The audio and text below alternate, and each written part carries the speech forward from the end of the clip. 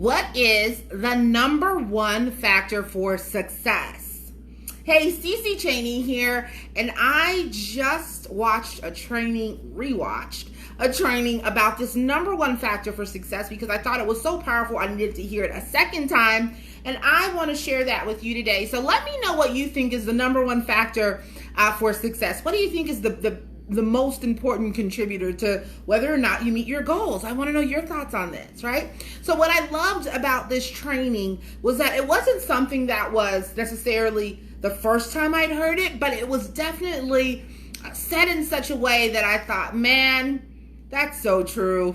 That's so true. And I could see the things that I was doing well and the things where I could use some improvement. And so I said, having listened to this twice and needing to hear it more than once, you probably could use it again too. So the number one factor in success is what you spend the most of your time thinking about, right? So let me ask you, what do you spend most of your time thinking about, right? And be honest with yourself, right? Most people fall in one of two camps, right?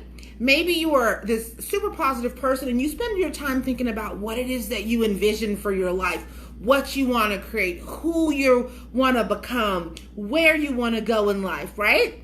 If that's you, that's incredible, right? Those are the types of thoughts you want to have.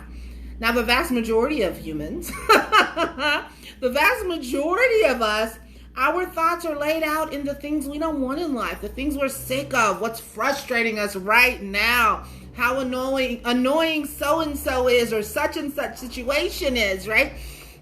We get stuck in the mud of the negativity of life, right?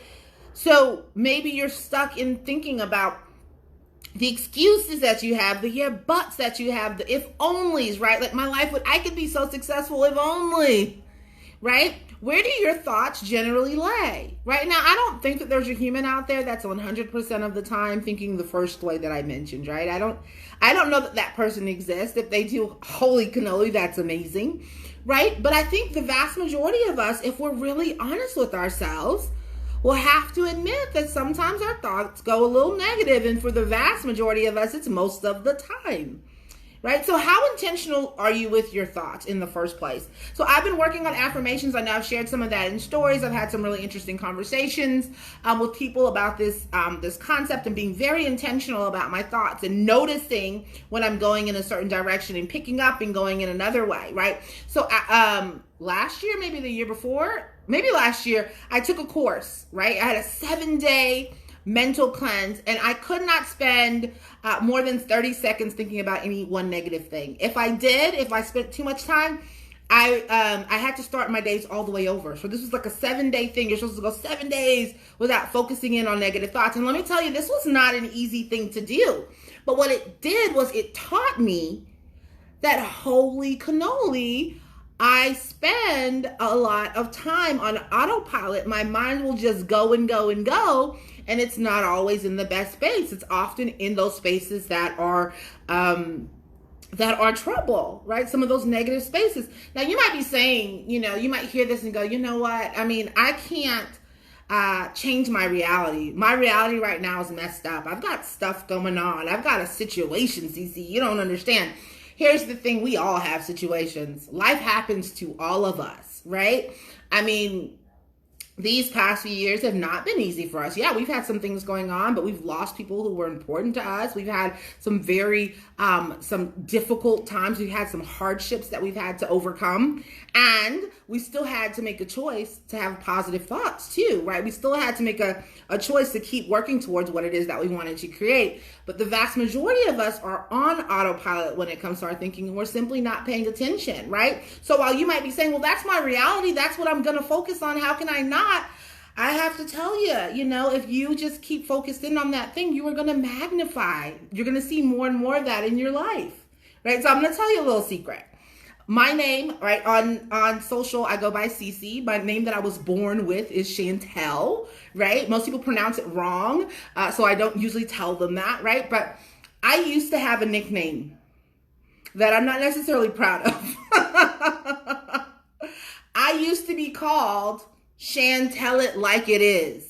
right? And I thought it was the cutest thing in the whole wide world because people recognize that I tell it like it is, right? I thought it was the coolest thing, right? One of my mentors says, though, telling it like it is will keep it like it is. And he is not lying. I mean, in that era of my life where people were calling me Shan, tell it like it is, I was not a positive person. In fact, I was dealing with the loss of my father. I was in a depression state.